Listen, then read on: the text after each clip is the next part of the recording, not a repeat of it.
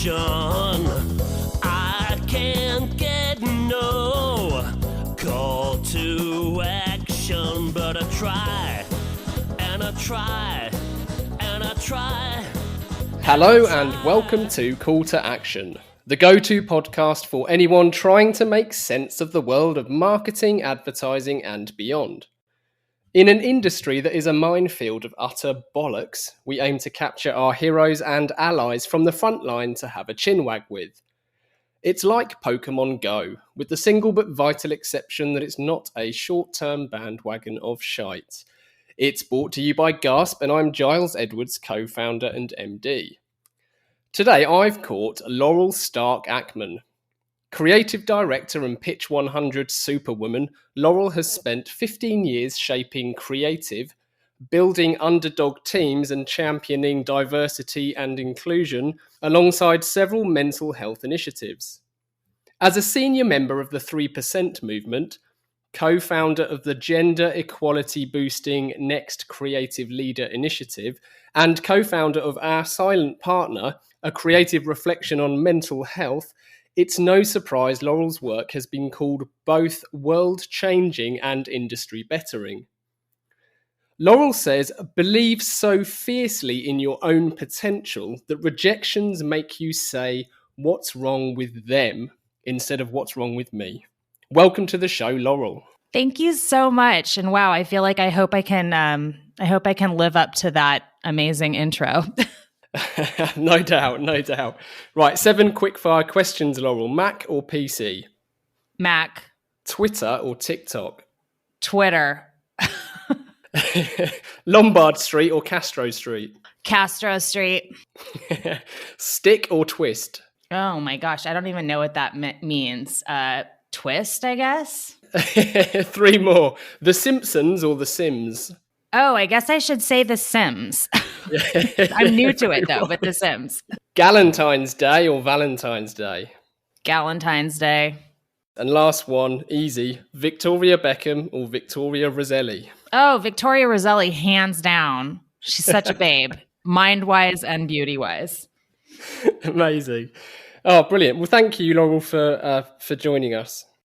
Awesome. Yeah, no, I'm so excited to finally get to chat. I feel like we've had such a nice online friendship for the past year, and I love actually, putting a voice to all the nice emails and tweets. So nice to be in conversation with you today. Cool. Thank you. Well, to kick things off, we always on Call to Action like to celebrate the roundabout and often quite remarkable routes that guests take in their career. So I know you've mentioned before a non-traditional career path. So can you tell us what was your first ever job, and then what was that first proper job in Adland? Okay. Yeah. My first ever job was nannying. I did a lot of nannying growing up because I was the oldest of 4 kids and then had a lot of neighbors that needed support. So my first ever job was watching other people's children. And my first job in advertising was sort of as a intern, but not officially intern, at Hal Riney in San Francisco back when we had a Hal Riney in San Francisco. And how did you end up there?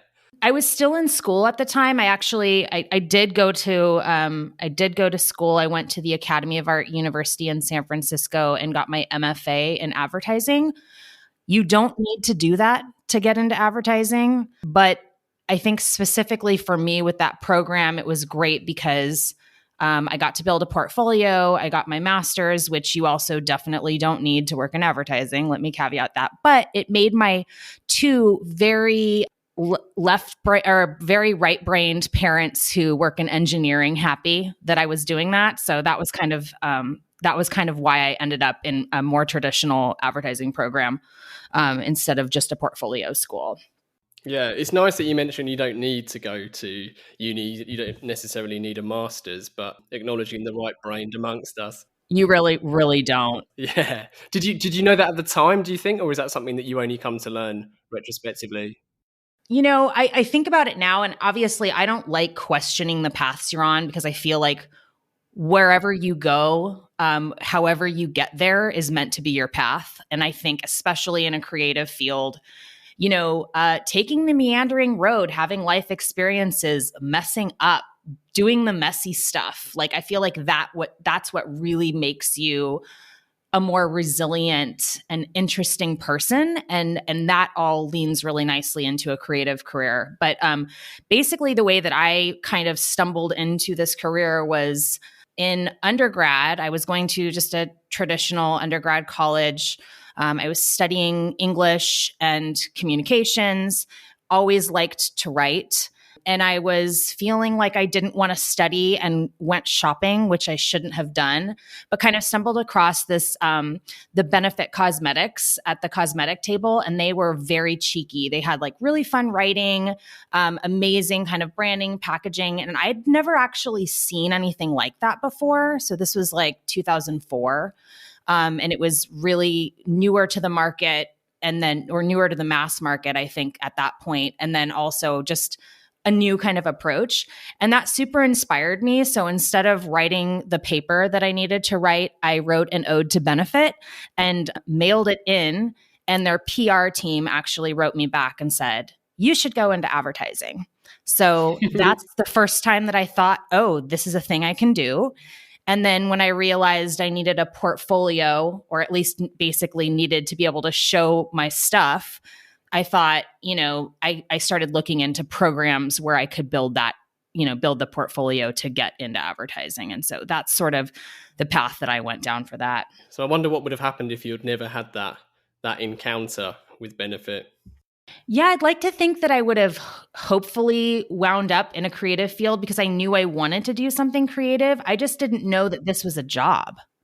Like, I didn't know somebody could pay you to think creatively about business solutions and that I could write and come up with ideas for a living. And I still sometimes can't believe people are willing to pay me to do that.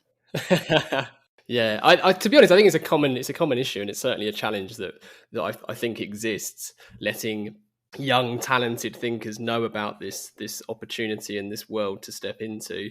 But the other point I was going to make is this must be close to, I think, episode 60 now of Call to Action, and I'm yet to talk to someone who's thank you, I'm yet to talk to someone who's taken a even vaguely linear, straightforward route into the industry.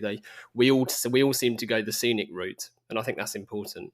Yeah, well, I would say like I did do, like I said, I do have somewhat of a traditional advertising education, I'd say, but I definitely wouldn't say that my path has been anywhere linear or normal in terms of a career, just because, well, I pretty much was just getting into my career when the economic downturn happened of 2009. And that really kind of shook things up. I think in San Francisco, 2 out of every 3 creatives were out of a job. And so when you're junior and less well-connected, LinkedIn wasn't a thing then. I think even at this point, Twitter was barely a thing. So I hadn't even figured out how to network online yet. It was really hard to keep your footing. And so it was a big hustle to kind of like survive that year, but it really kind of opened my mind to the idea that you could freelance and that freelancing could be a viable, kind of career path. And then after that, just being in the Bay Area with all these tech firms, I've gone back and forth between agency and working in-house at places like Google. I was a part of their brand studio for a while. I worked at the now defunct agency Inside, which is an award-winning agency attached to Intel, and most recently at TikTok. So there's a lot of opportunities to kind of be creative in a more like tech-forward environment. I've done startup work. I've worked for consultancies like Gensler and Sapient Nitro that have like more of a creative bent. And in a way, like, I wasn't really sure what I was doing with my career. I was kind of listening to my heart and jumping into the next opportunity that felt right. But I guess in a way that was a path too. So I always am like the people that worry too much about getting the right internship, or, oh, I haven't done that yet, or, oh, I started off in technology. There's no way I can make that leap back into the creative world, or I haven't worked for a quote unquote really good agency yet. Like none of that whatever you're doing now doesn't determine what you can do tomorrow. And I would even argue that the experiences that you have at different kinds of places make you so much more of a versatile creative thinker. And even though I thought maybe that would work against me, I've really kind of discovered in the last at least handful of years that it's actually something that like sets me apart and makes me this kind of, platform agnostic storyteller who understands how it is to be client side, who understands how to work with a smaller budget or to jump in and be a part of a different team for a day. So I think there's so many opportunities to just listen to your heart, and what you're doing today absolutely doesn't mean that you can't do something different tomorrow. That's the great thing about being a creative. You can tell your own story. You can shape what your experience means and then sell that to your next employer, So I think there's a big opportunity there to think outside the box. Yeah, totally. I love that. I love what you're doing today doesn't determine what you need to do tomorrow and what you should do tomorrow. And the truth is, understandably, trying to understand what the right move is when you start out in this industry or just in life in general, regardless of industry sector and career choice, is a huge source of anxiety for so many people. Totally. That understanding what the right thing to do is. But exactly as you say, it's only when you look back, you see you've created a path. But actually at the time, you might feel like you're just thrashing through all this undergrowth to create it.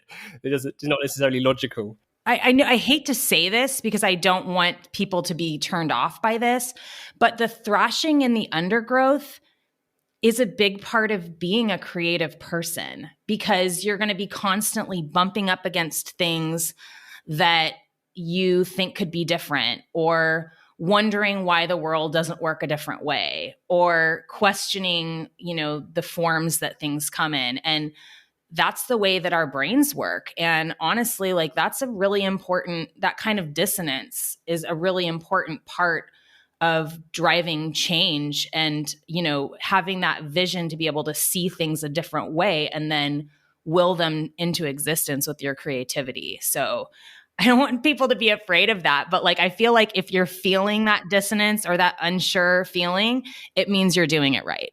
Yeah, totally. I hope people take comfort from that too. I heard a lovely, I read a story, it's probably a few years ago now, and it wasn't even about our industry, it was another industry, albeit there were huge parallels.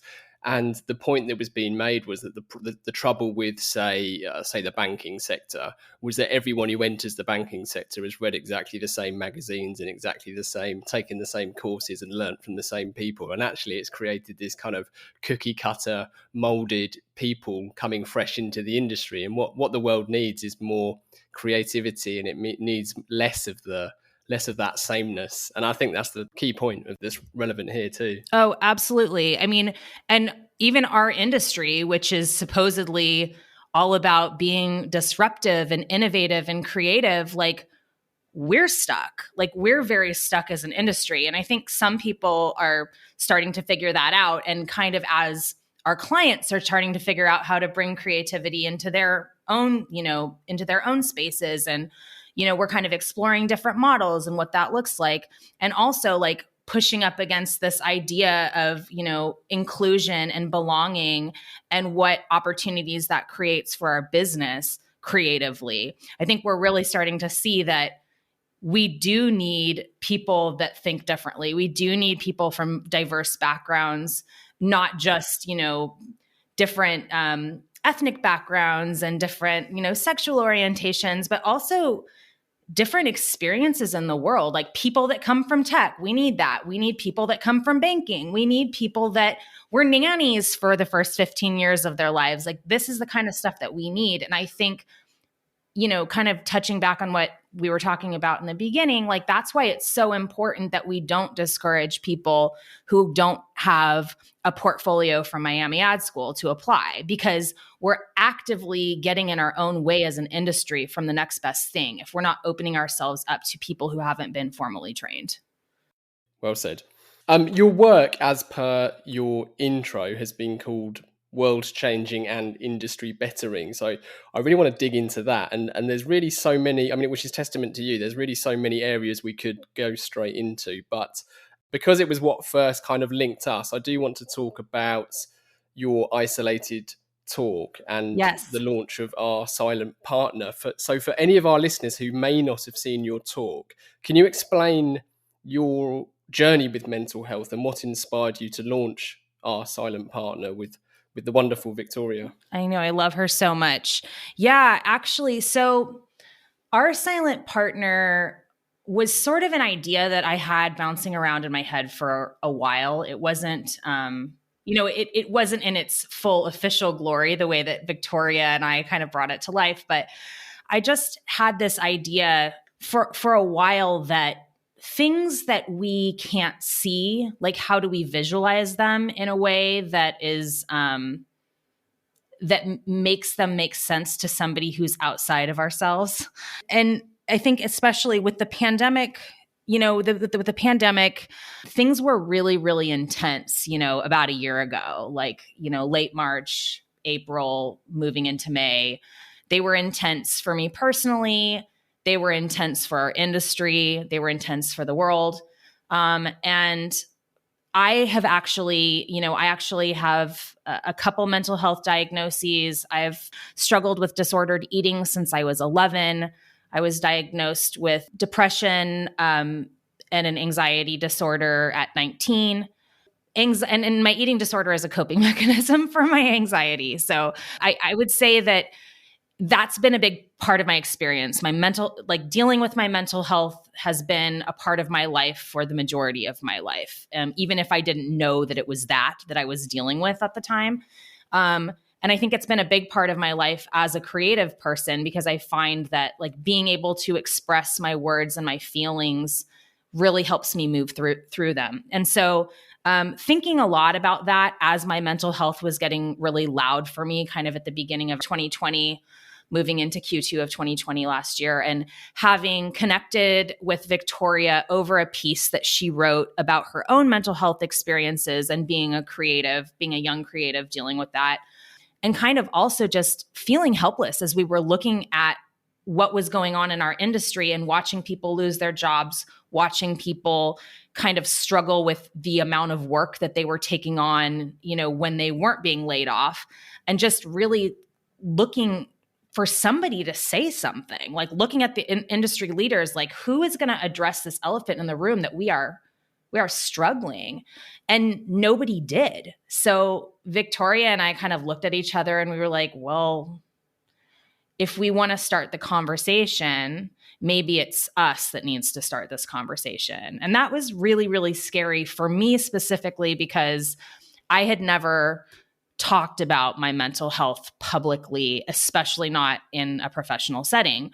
But Victoria's bravery with her article really kind of made me see that if somebody who's, 10, 15 years younger than me can have the bravery to do that I really needed to step up my game and and be honest and be vulnerable where I struggled too. So we had this idea that if we could create a portfolio, because that's the language that, obviously our industry understands portfolios. We understand art. We're artists. If we could take what we're struggling with inside and turn it into art that people could react to, and then maybe people would start talking, because obviously anybody who's paying attention, that this is a very self-congratulatory industry. We love to talk about ourselves, about our work, about work we made, about work we wished we made. We can talk about that till we're blue in the face, but we never talk about mental health. So we thought if we turn our mental health into work, maybe we can get folks talking. And so that was our idea. That's what our silent partner was about, turning our internal struggles into work, into a portfolio of creative work that people could react to and see. And we reached out, internally to kind of folks that we know that had struggled, and kind of crowdsourced this portfolio. Both of us contributed to it, but we also had contributions from a lot of other creatives at different stages from different diverse backgrounds.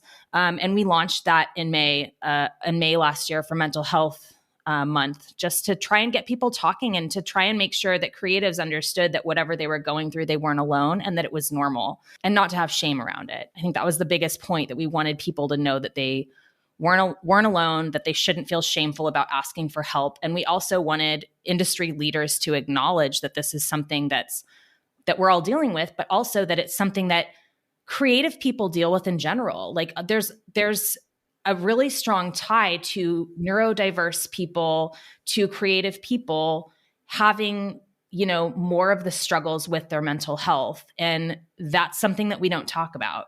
And it impacts our work and it impacts our creativity. So that's kind of where that came from. Amazing. And were you surprised when you started talking to people how many people had been in a similar situation themselves? Because I say this as someone who's is very openly had my own mental health experiences and anxiety disorder in the past growing up too. And as I've aged to my withering self, I've realised that actually I know few people that don't have a similar tale, and it's only when you start talking about it and listening to others you can really understand and kind of appreciate that. Oh, 100%. And I think yeah, it was just the people that reached out. I mean, we did this because we wanted to start a conversation, but we really had no idea how it would be received, what people would think, if anybody would write about it.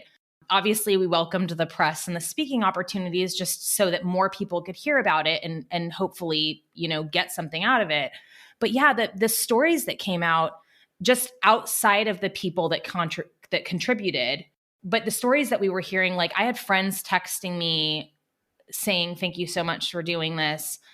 I've been really, really struggling, and seeing this, made me feel less alone," or seeing this like made me realize that this is just a part of my journey as a creative person. And it was this community that kind of popped up around it that was just really lovely and unexpected. And I think just the idea that we can talk about this, and that we shouldn't feel shame. Like it's crazy to think I spent so much time worried that, if people found out about how I had struggled, that they would think I wasn't capable of doing my job, when honestly, we need people who feel feelings and see the world differently and experience things differently, because those are the people that are kind of the canary in the coal mine. Those are the people that can make the change that we need.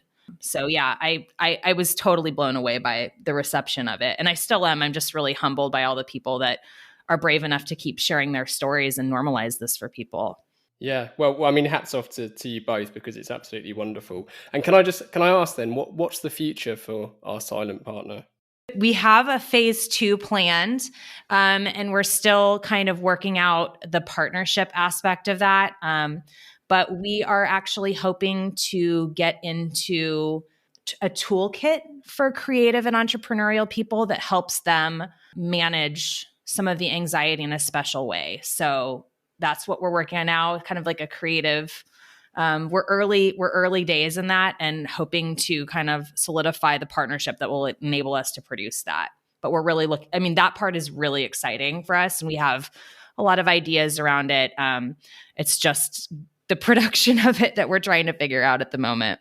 Yeah, amazing. Well, that's good to know. Well, it's good to know that it's evolving. It's not something that's had its time.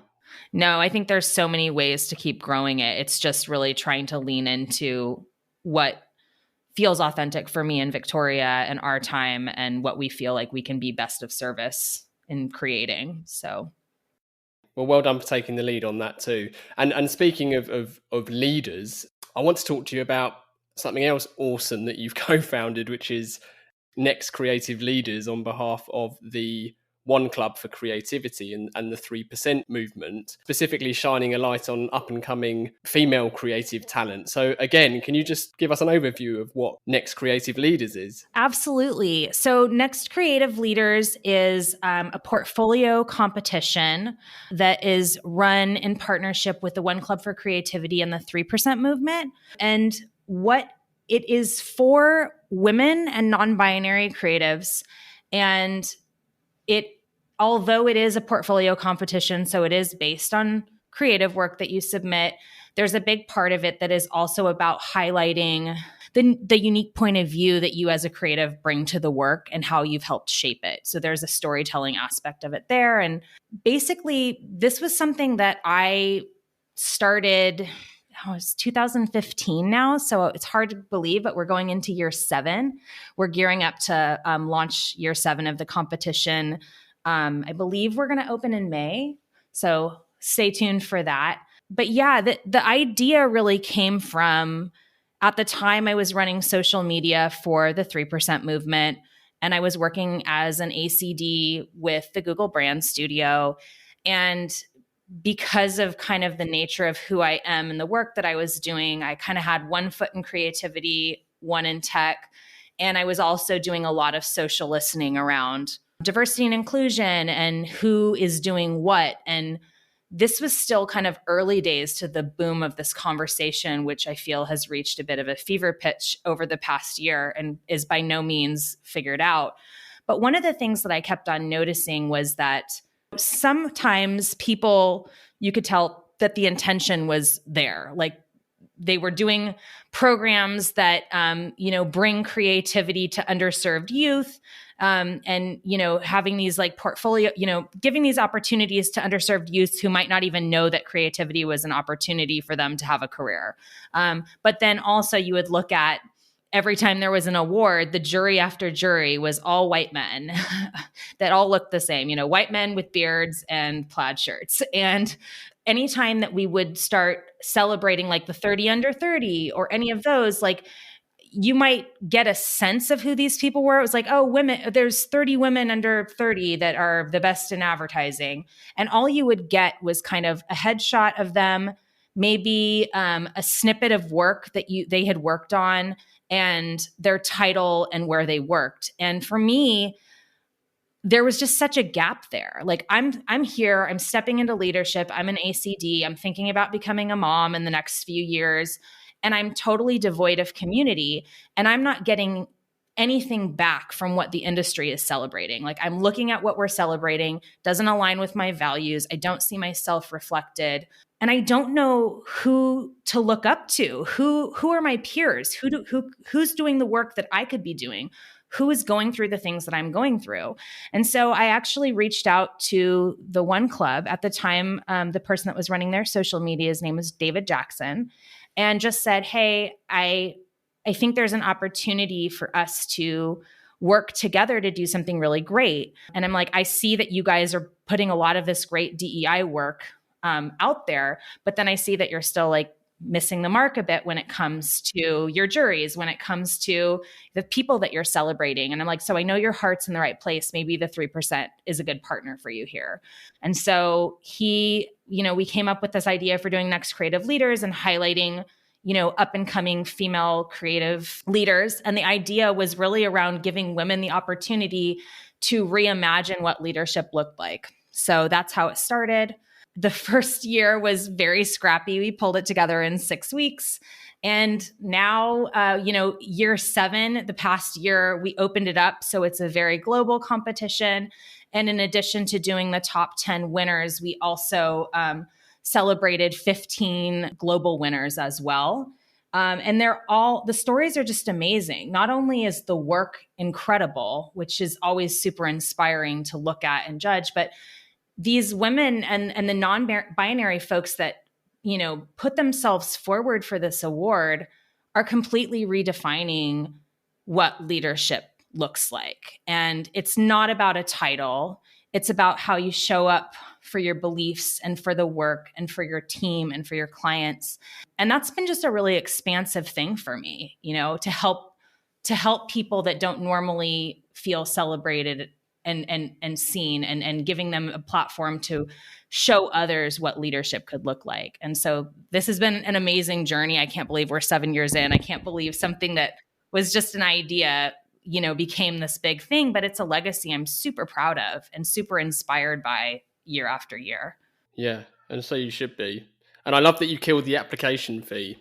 Oh, yeah. We don't, there's a few things, we've never had the application fee. So a few things about this, sorry, I know I'm rambling. I could talk about this all day, but. No, not at all. Next Creative Leaders, because of kind of my background, not for year 1, because that was a bit of an anomaly, but when we really started building out the program around Next Creative Leaders, it was really important for us that we made it as inclusive as possible. So it is actually the only award produced by the one club that does not have an application fee. We gear the awards to women and non-binary folks telling their own stories. So that kind of discourages PR people just pushing their darlings forward, because it really has to come from the point of view of the creative behind the work. And, no plug and play about whatever reel that agency is pushing at that moment. It's really about how they showed up for the work. And that's something that only they can tell. And so, yeah, we really did a lot. We've really worked on our jury too, to make sure that we have a super diverse and inclusive jury, to make sure that, the people that are looking at the work are coming from all these different backgrounds, to really make sure that what we deem to be good is coming from like a wide group of folks. And yeah, and then the other thing that's really unique to this award is once you win, if you are named a winner, you automatically get asked to be on the jury the next year, which is kind of another thought leadership opportunity. It kind of helps validate you and validate your leadership, because that's something that our industry cares a lot about, and kind of gives you something to talk about and share on LinkedIn. And the other thing is we kind of back to this point is I really wanted to make sure we were telling the stories of the winners so that people could get inspired. And so part of the big award is that we do interviews with the winners. In addition to a panel at the 3% conference, we also interview every winner. And so there's like a whole Q&A with them that gets launched when we launch the winners, and people can read about them and read about their stories and read about what it took to make the work and read about who's inspiring them, and hopefully, see themselves in the winners, and then feel inspired to, apply themselves in the next year or so. Yeah, that's amazing. And it's so important, as you say. And in fact, I know you've talked about never feeling like you fit neatly into one mold. And I suppose there's parallels there, isn't there, about that expectation?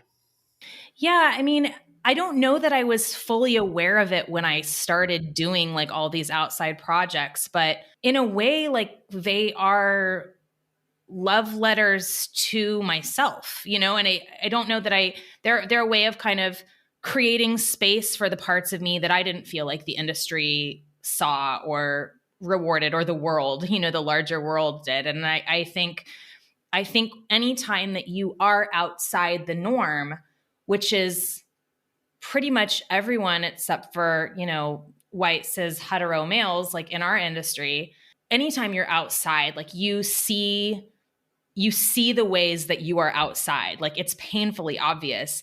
But because you see the ways you're outside, you also think a lot about, how do I get inside?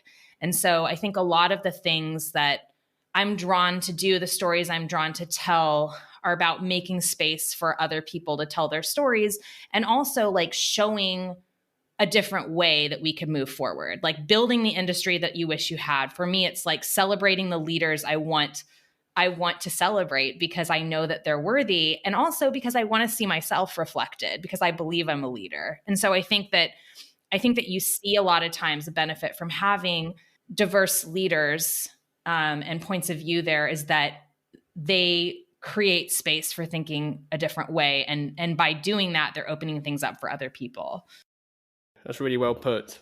Really well put. So can I ask then, how did you find your voice, do you think? Or was it just I suppose, direct but also indirect consequence of doing that and helping to create that room for people? I mean, I feel like I'm still finding my voice. Like hopefully I'm not done yet, as a creative. Hopefully I'm just getting started. But yeah, I mean, I think honestly, like a big pivot for me, or a big change for me, where I always think about my career, is before 3% and after 3%. I'm a completely different person from before I met Kat Gordon, and my career is completely different after I met Kat Gordon, because at the time that I went to my first 3% conference in 2013, I was coming out of, honestly, like it makes me emotional. Like as soon as I say this, like I get the feeling in my chest, like I'm going to cry. It hits me like that every time. But I had gone through a really rough couple years, just 2 toxic work environments back to back. I'd been sexually harassed. I'd been bullied in the workplace by a senior, by an executive creative director. And I had gotten so much feedback about who I am and why I wasn't good enough. And I had really taken that to heart to the point where, I kind of like lost a lot of, stopped trusting myself, stopped trusting my instincts, and, really struggled with my confidence a lot. And I kind of magically finagled a way to the 3% conference. And this was kind of at the point where I was already thinking I might leave the industry, but was kind of looking for something to hold on to. And it was the first time that I had this big epiphany that like, maybe there's something bigger than me happening here. And maybe it's not that I don't belong. Maybe there's something wrong with the system. And that was such a big epiphany. And the fact that that kind of gave me enough courage to stick it out. And then soon after that, I got the opportunity to be a part of Kat's team and to speak at the next conference. And the fact that someone like she believed in me, I had to be like, she's somebody I respect so much. And if she sees something in me that's worth investing in, then maybe I should trust myself that there's something worthy of my investment as well. And that was like such a pivotal thing for me and continues to be that. So I would say that's like the spark of finding my voice, but I hope that I'm still kind of like every time I lean into something that makes me uncomfortable or I'm scared to say, I know that that's the right direction and I know that I have to say it. Like that's kind of how I listen to my gut there. As if it scares me, I got to do it. Yeah. Yeah. It's hard to act on that sometimes, isn't it? Oh God, yeah. You can think of so many reasons not to. Like I'm really good at talking myself out of stuff, so I have to be really just good at talking myself into it too. Yeah. Yeah. And by the way, no part of me meant that question to be in the past tense. I fully appreciate we're all still finding our voice and it's onwards and upwards always. Yeah. And I think it's just important. I think also, I wish that I had known this as a creative, that I think people think, oh, if I'm a senior creative, then I know what I'm doing. Or, oh, if I get to creative director, then I'm successful. Or if I win this many awards or hit this accolade, or I get, if I'm Business Insiders or a Forbes list, then I know who I am. No, there's always more room. And I feel like the whole amazing part of doing this for a job is there's never any right way to do it. And there's always room to grow. So I kind of love that. I love that about this industry is I know that I still have so much to learn all the time. I also think what you just said there actually made me think that when you're a senior creative, you're just more experienced at not knowing what you're doing. Yeah. Well, you also have, I think part of it sometimes is like, how to bluster through it better. Like you might be able to ask smarter questions or like hide the things that you don't know better. But yeah, you just have more years of messing up. Like that's all the way that I think about it. Oh, that's the secret as well, as far as I'm concerned. I've got a couple of listener questions for you, Laurel. Yeah. So asking the general public for their opinion, be it on Brexit or boat names, is notoriously fraught with danger. But we have two, starting with Miranda. Miranda asks, I read your Rosie Report article on shadow work, and it totally resonated with me. Could you explain why more creatives should do shadow work? Oh yeah, totally. This is such a good question. I actually was listening to the To Be Magnetic podcast on my way over to film this today. So yes. Anyway, so for those of you who kind of don't know what shadow work is, I've done a ton of shadow work in the last year, and I wrote about it for the Rosie Report. Shadow work is focused on integrating the parts of yourself that you've rejected. And it's something that we start doing as a kid, and it has to do with what we feel like lessons we've learned about what parts of ourselves are lovable and how we're going to keep ourselves safe. So if you get feedback, say, from your parents around like, say I just won my soccer game.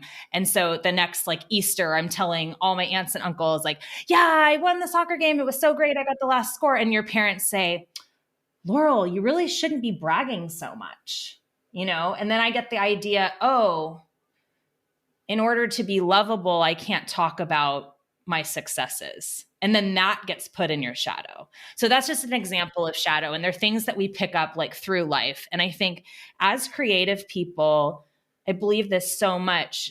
The unique, special things about us that is the magic of who we are. It's the way that we see the world. And that is so unique to who we are as individuals. Like there are not two creatives that are exactly the same or who would come up with solving things exactly the same way. It just doesn't happen because the way that we think is based on being in our bodies and experiencing the world around us. So I think if we're going to show up the most authentically as powerful creatives, but also, and this is my belief, and maybe my point of view here is a little skewed, but I believe that there's so much power in creative thinkers and entrepreneurs to really shape the world for the better, not just for our clients, but to start shaping the world better. And if we're going to really do that, we need to be able to come to that with our full, complete, authentic selves intact. But we've gone through life learning to peel those parts of us away that we feel like are scary. Like for me, mental health was in shadow. I was afraid that if people knew about that they wouldn't see me as a leader. And that was something that I really wanted. So I hid that. And then, this was a huge like shadow busting open moment to put, our silent partner out there. But similar things with my sexuality, I came out later in life. I identify as queer and bi. And so working on, Google's Pride campaign in 2018 was a huge like epiphany for me around my own sexuality and how I kind of approach the idea of belonging and family through that lens. And so I think it's so important that we all kind of learn to love ourselves and take a look at which parts of ourselves have we hidden, have we learned to hide, and try to incorporate those back into ourselves. One, because it's just a way to love yourself so much more. But two, because when you incorporate that into your creativity and into your process, it's super magnetic. Like everything that I've done when I've actually done something scary and incorporated parts of myself that made me unique and special, those things just take off. Like you find success there. It's like the universe, I sound very woo-woo right now, but the universe rewards that. And it's also the work that we need in the world. Like I find that it's like people need that. So that is why I think in a nutshell, that's why I think creatives need to work on incorporating shadow, because it's going to make your work better and it's going to make the world better. It's going to make you better, isn't it? How would you recommend? Are there any quick tips for people who are, who that's really kind of turned on and want to explore that their shadow? How can we do that?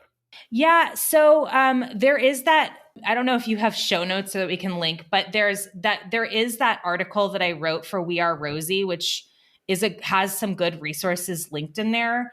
I use the To Be Magnetic program to kind of work through some of my shadow and inner child things. I think that's a great resource.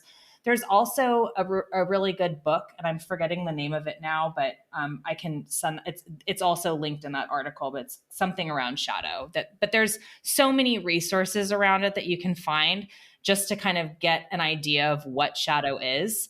But yeah, there's tons, and hopefully we can link those. Yeah, we can. Yeah, we'll make sure that's all in our episode notes. No problem at all. Perfect. And question 2 is from Joe. Now, I think actually we may have kind of given an answer indirectly already to this, but I'll ask it anyway because there's inevitably going to be other points to add. But Joe says, what inspired your mentorship matchmaking event? Why do you think mentorship is so important? Do you have any plans for another event, and how can people get involved? So that's technically 4 questions there, Joe. Oh, I'm so glad. I'm so glad that we're getting to talk about this. So mentorship matchmaking was just this fun idea that I had with Tesha Deek, who's an amazing creative director in Los Angeles, who reached out to me randomly, I think after listening to a panel that I wrote, was just like, hey, I feel like we should be friends kind of thing. And we're in very similar places in our career. It's amazing that I haven't met her up until this point, but we essentially connected and decided to just have like a Zoom call. and connected about all the things that we care about and kind of similar places in our career and similar struggles with what we wanted next, for our careers. And it was like this amazing peer mentor showed up out of nowhere for me. And I was like, I needed this so much.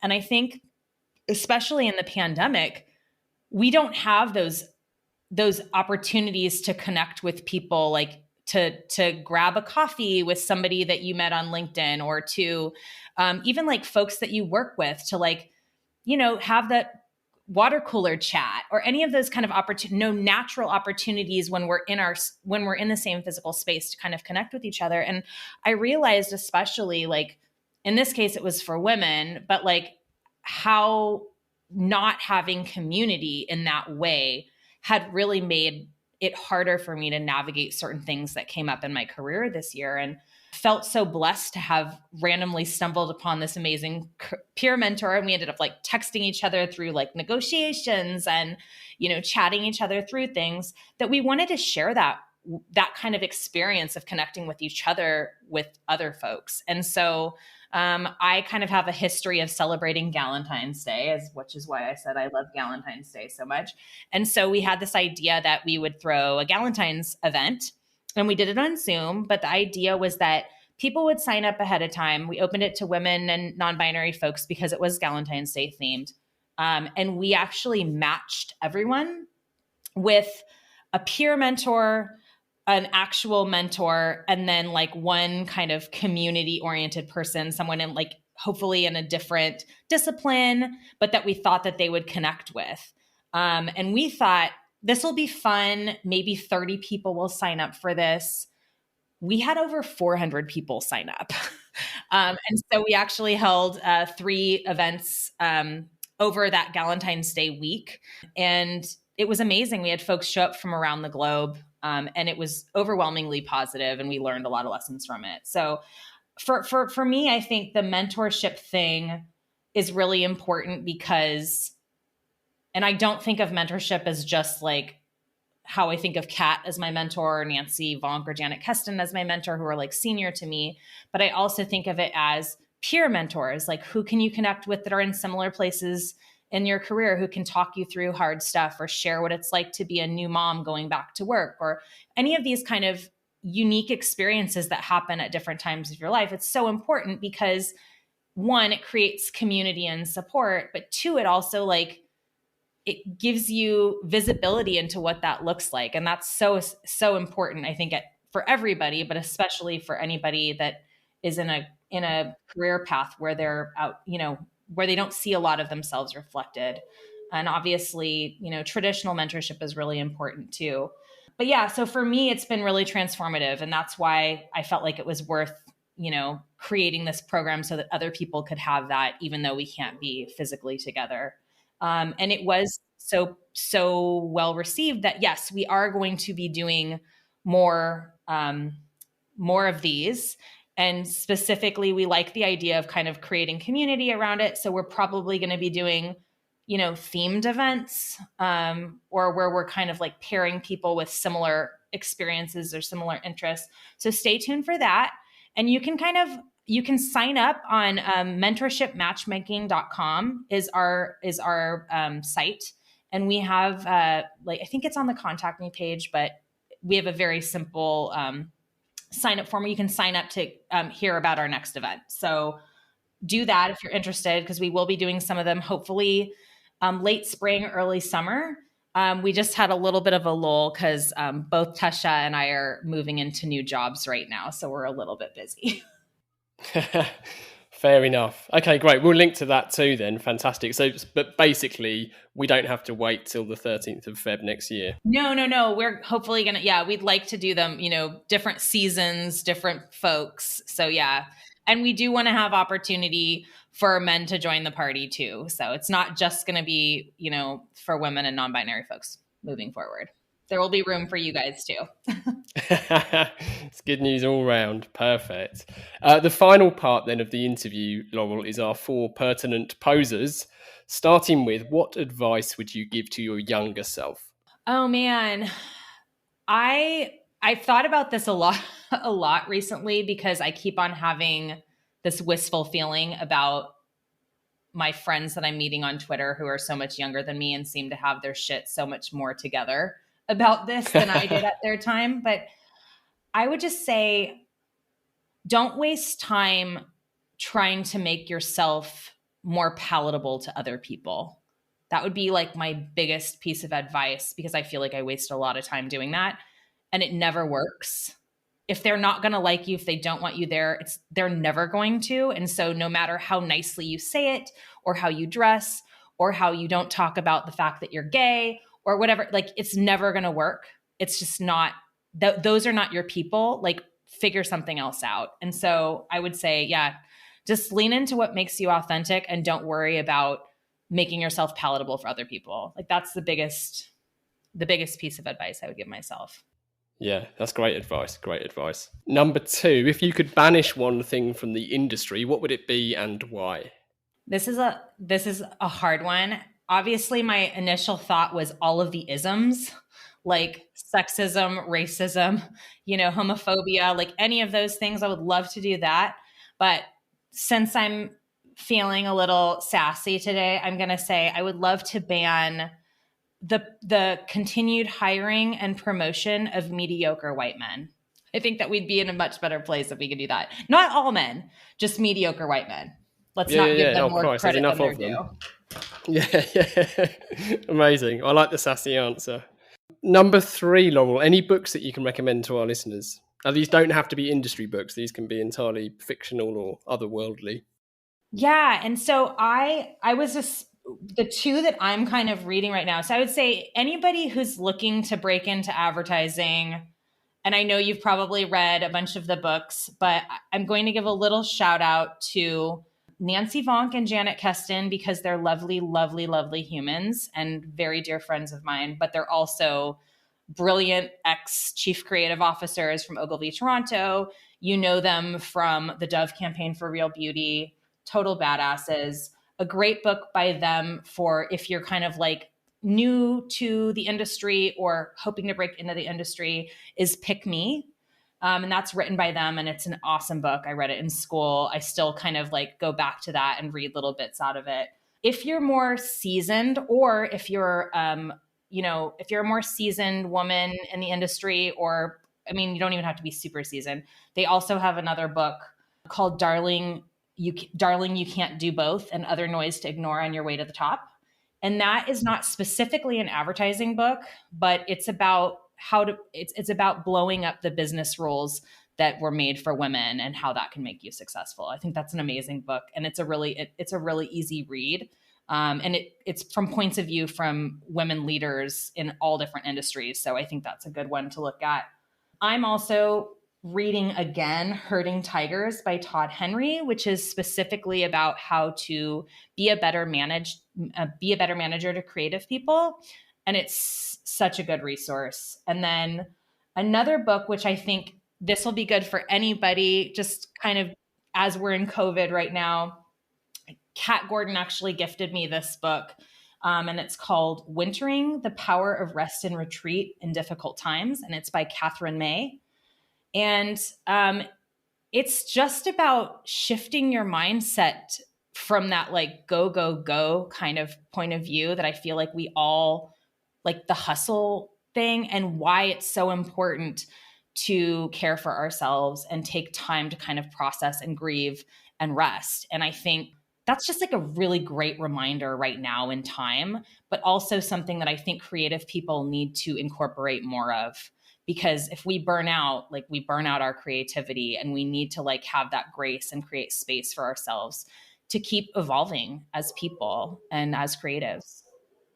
Well, I happen to know that none of those books have ever come up before. That's quite rare to get a clean sweep. So that's awesome. Yeah, so well played. But they're all fantastic, and they'll all be linked to on our listing. So thank you very much. Yeah. And then number 4 is we always dedicate every episode to someone, and we bestow that honour to our guest who has to give the reason why. So would you kindly dedicate this episode? Yes, I am dedicating this episode to my best friend and my daughter's godmother, Nikki Selkin, who is one of the first friends I made in San Francisco, and she is an incredible creative, very non-traditional creative, and just so good at like she started the Emoji Foundation. She is a graduate of Parsons. Like, she's insanely talented and just constantly reinventing herself and constantly like lending inspiration and support to who I am as a creative and a person. And she's just somebody that I feel so lucky to be her friend and so inspired by her, because I think she's so multi-talented. You should definitely check her out. NikiSelken.com, NIKI Selken, SELKEN.com. She's amazing. And she's also the one that set me up so that I could film this today. So I'm actually filming in her little like studio garage right now.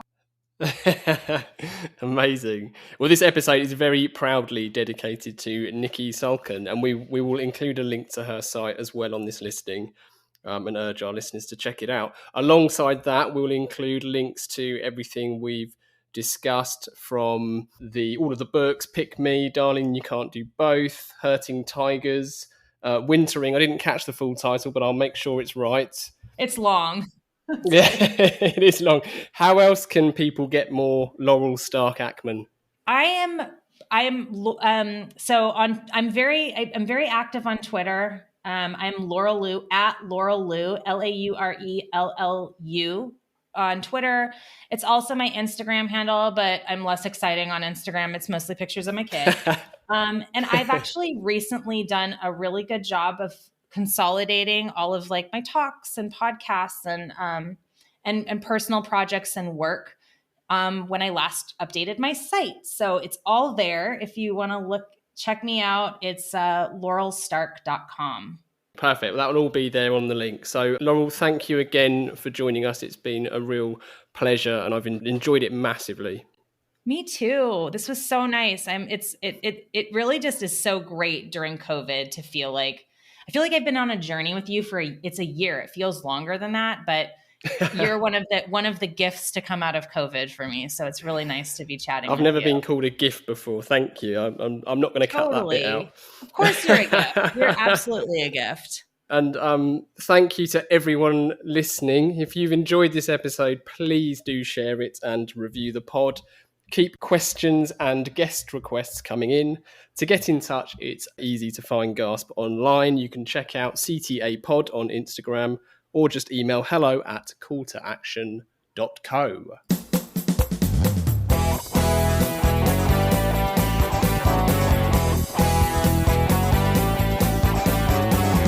I can't get no call to action. I can't get no call to action, but I try and I try